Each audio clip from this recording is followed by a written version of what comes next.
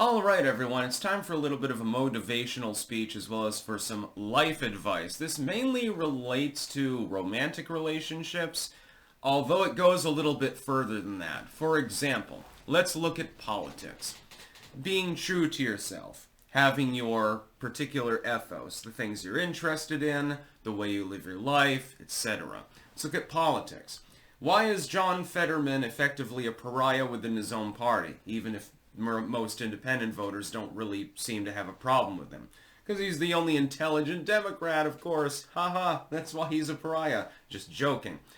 It's because he has an adversity to certain ideological aspects of the party, so to speak. The same is true of Manchin, of Sinema, etc. We see this, of course, on the other side of the bench as well, among the Republicans. There's a difference between the populists who are slowly taking over, thankfully, and the old uniparty. Mitch McConnell is not a fan, for example, of Tulsi Gabbard, voted against her and so forth.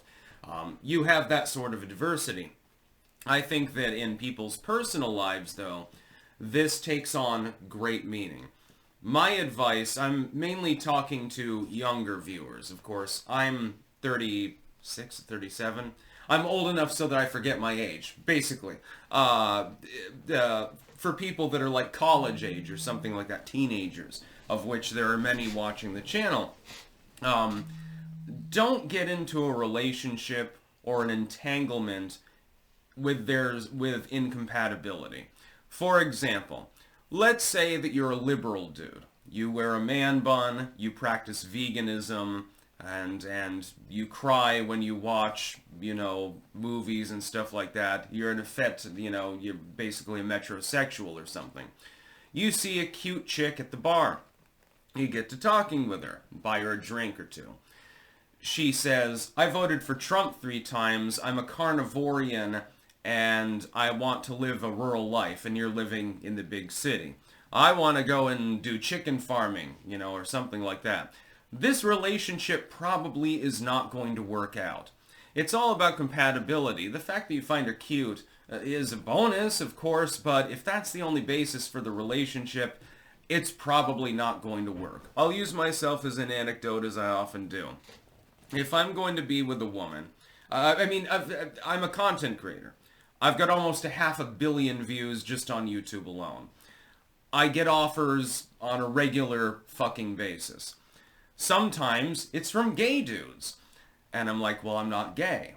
Well, you might be a great dude. You might be great fun to hang around with, but that's not really going to work for me because there's not going to be any sexual mojo, and I'm a very sexual person, of course.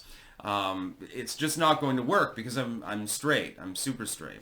Or you're trans or something like that. I mean, there's nothing wrong with it. I don't have a problem with you, but that's just not my bag, so to speak.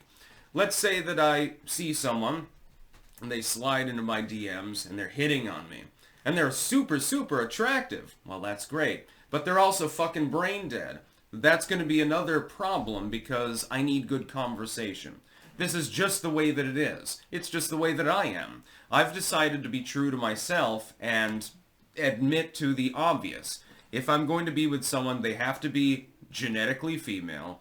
They're going to have to be at least reasonably intelligent. They don't have to have, the genius level IQ or anything like that. Just don't be dumb, basically.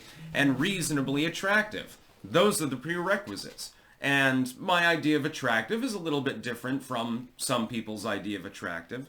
Admittedly.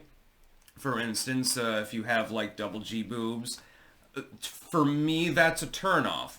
It's not that I have any problem with you or think low of you. It's just not the sort of thing that I'm into. You have a big badonkadonk, okay? That's perfectly fine for some people.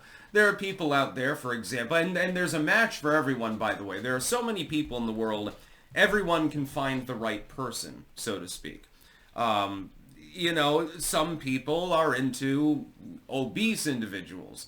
Some people are gay, some people are straight, some people don't give a fuck, they're bi, and it just depends on the person's attitude mainly, and stuff like that. I would say the biggest thing for me, though, is that if you want to be with me, you're not going to be able to be terribly judgmental. that's going to be a goddamn problem. Otherwise, I mean, I can overlook other minor faults, but judgmentalism is definitely not a minor fault in my book. Apply this in your life. Be true to yourself. Think about this. What kind of, especially in the romantic sense, and in the business sense, by the way, what kind of partner do you want? Describe their perfect qualities. If you could draw up the perfect person, find someone who equates to that. They're not going to be perfect. You're not going to find Prince Charming. You're not going to find Cinderella. But you can find something that approximates that. Life goals are a big thing too. Let's say that two people get together. They get great mojo in bed, and they both find each other hellishly attractive. The dude wants to go and, live off the land, go off the grid, and the girl's biggest, excitement in life is the idea of moving to Chicago for some reason. These are incompatible. Majorly incompatible. This is not a minor difference. It's a major difference. You'll find your person. Everyone can. I realize that there are incels and femcells and stuff like that, and all these modernistic terms. There are people that have never gotten laid and shit like that. Just be yourself. And if you are yourself, and you are confident in yourself, confidence is a big goddamn boost when it comes to attracting people to yourself. Confidence. That's the number one thing. Confidence and charisma, basically. You can study elocution and stuff like that. Even your gestures. Like the gestures that you use. I made a video on contraposition, for example, a few days ago.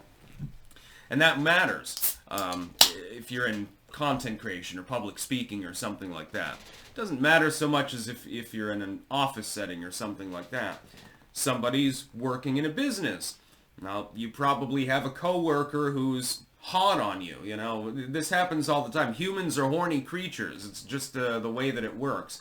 But this extends beyond human relations. Again, it expands into politics.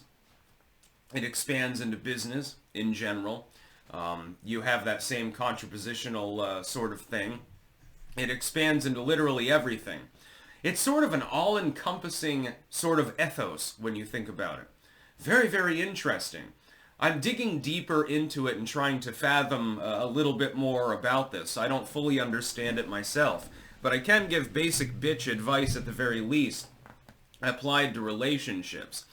Be the brown milk, I suppose. Chris Whalen, CPA, good dude, frequent guest on the show. Be unique, be yourself, and be true to yourself. Don't get into a relationship, for example, in which you feel you have to change the other person. That's a terrible idea. You'll be miserable. Don't get into a relationship with someone that's trying to change you. You'll be miserable. You'll make each other mutually miserable and it'll fall apart in the end.